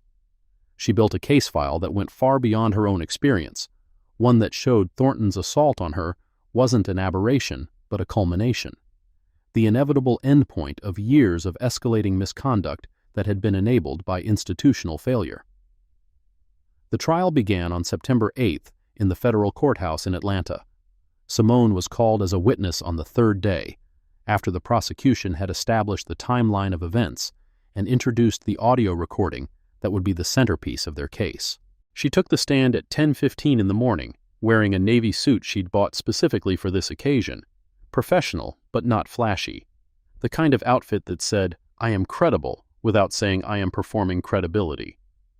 Defense attorney Blackwood watched her from the defense table with an expression that mixed wariness with calculation. He'd prepared for this. They all had. The direct examination lasted 4 hours. Simone walked through February 14th from beginning to end. The gas station stop, Patricia Hamill's hostility, the traffic stop without explanation, the demands for identification, the planted evidence, the handcuffing, and finally the assault itself. She described the sound of Thornton's hand hitting her face, the taste of blood, the words he'd spoken afterward. "That's for your mouth, and that's for making this harder than it needed to be." She kept her voice level throughout, not emotionless. The jury needed to understand that she was human, that she'd been hurt, that what happened to her mattered, but controlled, professional. The voice of someone who'd spent years learning how to deliver testimony that couldn't be dismissed as hysterical or exaggerated. The cross-examination was brutal in the way cross-examinations always are. Blackwood challenged every detail of her account, suggested alternative interpretations, implied that her Secret Service training had equipped her to manipulate situations and manufacture evidence. He spent 45 minutes on the audio recording alone, bringing in an audio forensics expert who testified that the sound of impact was ambiguous and could not definitively be identified as a human hand striking a human face. Simone answered every question directly, corrected mischaracterizations without becoming defensive, and refused to be rattled by implications that she'd orchestrated her own assault. "Ms. Adler, isn't it true that you positioned yourself specifically to provoke a confrontation with Deputy Thornton?" "No, I was handcuffed and compliant at the moment of the assault. There was no positioning on my part that could reasonably be described as provocative." "But your background in law enforcement gave you tools that ordinary citizens don't have. You knew how to document, how to record, how to create a paper trail that would support whatever narrative you wanted to construct." "My background in law enforcement taught me that documentation is the only protection citizens have against misconduct. The fact that I documented the encounter doesn't mean I manufactured it." "Isn't it convenient that your phone just happened to be recording?" "I began recording when Deputy Thornton approached my vehicle with his hand on his belt and a hostile expression. That's not convenience, that's self-preservation." The exchange continued for 2 hours. By the time Blackwood finished, Simone was exhausted but confident that her testimony had held. The audio recording was unambiguous. The medical documentation of her injuries was unambiguous. The pattern evidence from 17 previous complaints was unambiguous. Blackwood could create doubt around the edges, but the core of the prosecution's case remained intact. The trial lasted 3 weeks. The jury deliberated for 6 days, longer than anyone had expected, which created anxiety among the prosecution team and hope among the defense. Simone spent those 6 days at Denise's house, trying to focus on anything except the 12 strangers who were deciding whether the system would finally hold one of its own accountable. The verdict came on October 2nd at 3:47 p.m. Guilty on all counts. Deputy Marcus Thornton was convicted of deprivation of rights under color of law and assault on a federal officer. Deputy Jenna Voss was convicted of conspiracy and evidence tampering. Sergeant Owen Riggs was convicted of obstruction of justice. The courthouse erupted. Reporters rushed to file stories. Defense attorneys announced their intention to appeal. Simone sat in the gallery and watched Thornton's face as the verdicts were read. The shock, the disbelief, the dawning understanding that his badge would not protect him this time. Sentencing was scheduled for December. In the meantime, all 3 defendants were remanded to federal custody pending the sentencing hearing. Their bail was revoked based on the convictions, which meant they would spend the next 2 months in the same kind of cells they'd put other people in for years. There was a certain symmetry to that. The civil settlement came through in November, $4.2 million from Dawson County, plus an additional $350,000 from Patricia Hamill's personal liability insurance. The money was significant, but Simone had never been motivated by financial compensation. She'd been motivated by accountability, by the hope that her case would create precedent that protected others. The consent decree helped with that.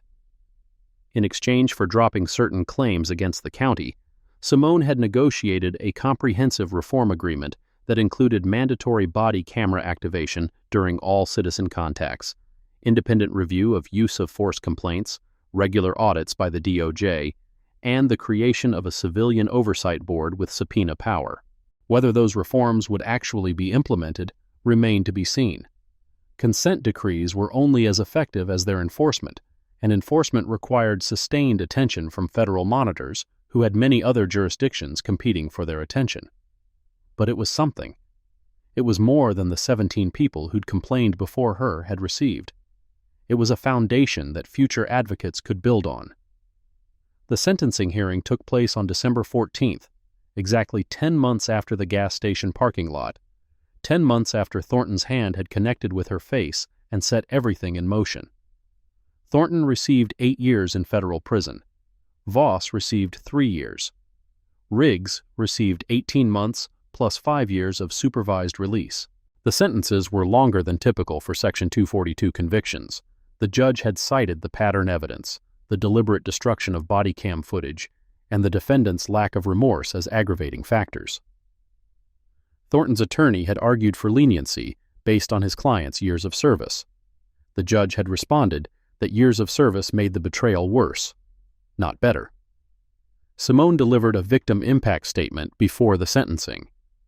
She spoke for 7 minutes about the accumulated weight of 17 complaints that went nowhere, about Darnell Washington's 6 months in jail for crimes he didn't commit, about all the traffic stops and sidewalk interrogations and routine humiliations that never got documented at all.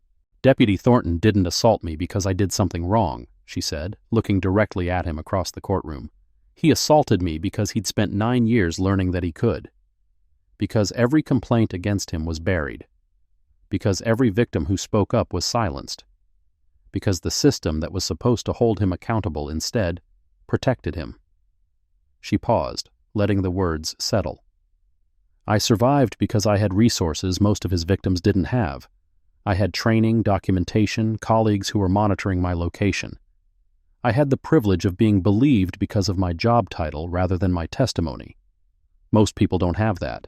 Most people are just ordinary citizens trying to pump gas or walk home or exist in spaces where people like Deputy Thornton have decided they don't belong.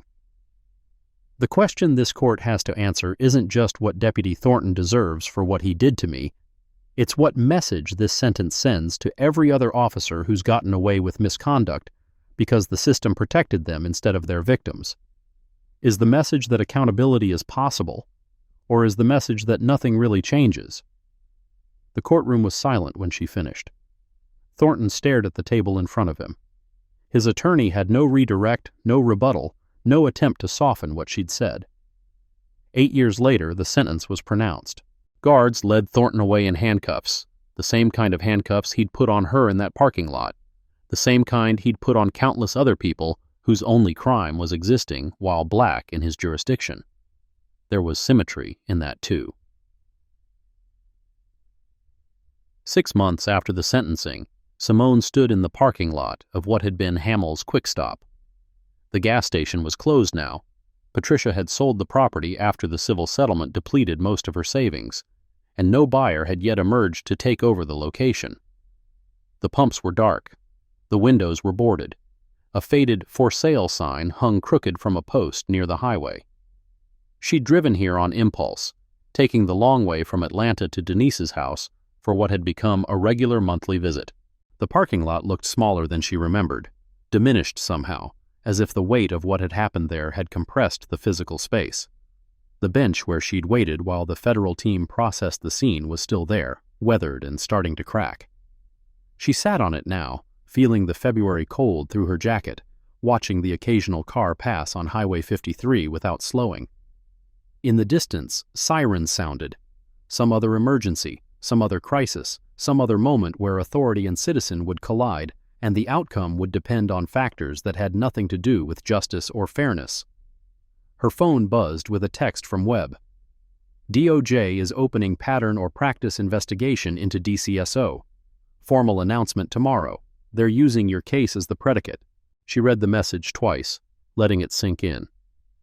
Pattern or practice investigation.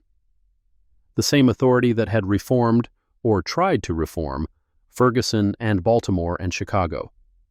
The same grinding, years-long process that might eventually produce meaningful change, or might be abandoned halfway through when political winds shifted and attention moved elsewhere. But it was something. It was movement. It was the system responding to pressure in the way systems sometimes did when enough force was applied for long enough. Another text arrived. "Anonymous tip came in yesterday. Someone at DCSO claims they have documentation of other buried complaints going back to 2012. Different officers, same pattern. Investigation expanding. Different officers, same pattern."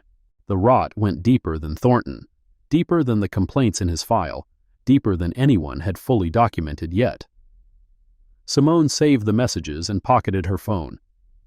She looked at the empty gas station one more time, the place where everything had changed, where a routine stop for fuel had become something that would reshape a department and send 3 officers to federal prison. In her jacket pocket, she could feel the outline of a USB drive, the one that had arrived in an anonymous envelope 3 weeks ago, containing what the sender claimed was evidence of additional misconduct by Sheriff Pruitt himself. She hadn't reviewed it yet, hadn't decided whether to turn it over to federal investigators, or to the journalists who'd been covering the case, or to keep it as insurance against whatever retaliation might still be coming. Someone at the department was still talking, still trying to expose the truth, still taking risks that could destroy their career and possibly their safety. Her phone buzzed again. Unknown number this time. She answered. Silence on the line. Then a voice she didn't recognize, male, older, speaking quickly as if afraid of being overheard. The 2019 files. The ones everyone thinks were destroyed. They weren't. They're in a storage unit on Highway 19, unit number 247. The key is taped under the mailbox at 1847 Riverside Drive. You'll want to see what's in there. The line went dead before she could respond. She stared at the phone for a long moment. Highway 19, unit 247, 1847 Riverside Drive. The numbers could be a trap. Could be misinformation designed to discredit her or compromise the investigation. Could be exactly what the caller claimed, evidence that someone had tried to destroy and failed. There was only one way to find out. She started her car and pulled out of the empty parking lot, heading not toward Denise's house but toward Highway 19. The investigation wasn't over. The truth was still emerging.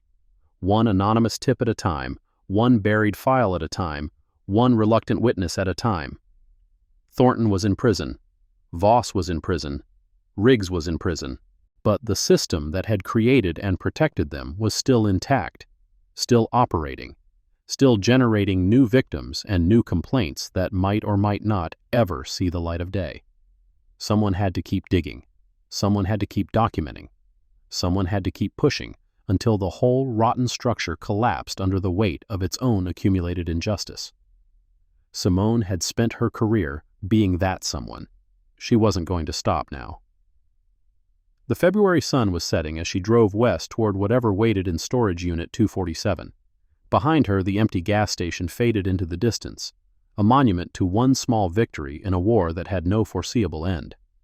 Ahead, the road stretched toward more questions, more evidence, more fights that would need to be fought. She pressed the accelerator and drove toward them without hesitation, because that's what you did when the truth mattered more than comfort. You kept going, you kept fighting, you kept documenting every injustice you witnessed until the documentation became too heavy for the system to ignore. And sometimes, not always, not often enough, but sometimes, that weight was enough to break things open. She was counting on sometimes. It was all any of them could ever count on. 3 months later, the contents of Storage Unit 247 would lead to 17 additional indictments, including Sheriff Dale Pruitt, whose signature appeared on documents authorizing the destruction of evidence in cases dating back to 2014. The DOJ pattern or practice investigation would eventually result in a federal consent decree requiring comprehensive reform of the Dawson County Sheriff's Office, the 17th such decree in the nation's history. Deputy Marcus Thornton would file his first appeal from federal prison 4 months into his sentence. It would be denied. Simone Adler would return to active duty with the Secret Service in April, assigned to the Dignitary Protection Division. She would continue consulting on civil rights cases in her personal time, working with victims who couldn't afford the lawyers that might give them a chance at justice. Patricia Hamill would sell her house and move to Florida, where no one knew her name or her phone call or the chain of consequences that had followed from 47 seconds of suspicion. And somewhere in Dawson County, another officer would make another traffic stop, and another citizen would wonder whether this would be the moment their life changed, for better or for worse, based on factors that had nothing to do with what they'd done and everything to do with who they appeared to be. The fight continued. It always continued. That was the only certainty any of them had ever known.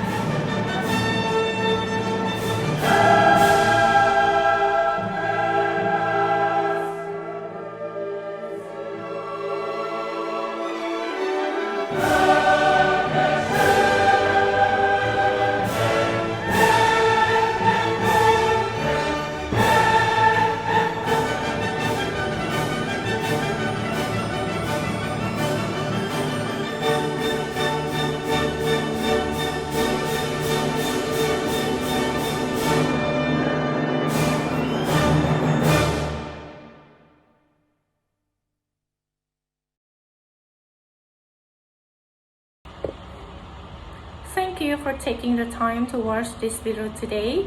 If you found the content helpful, please remember to like and subscribe so you won't miss our upcoming episodes. If you have any questions or suggestions, feel free to leave a comment below. We are always here to listen.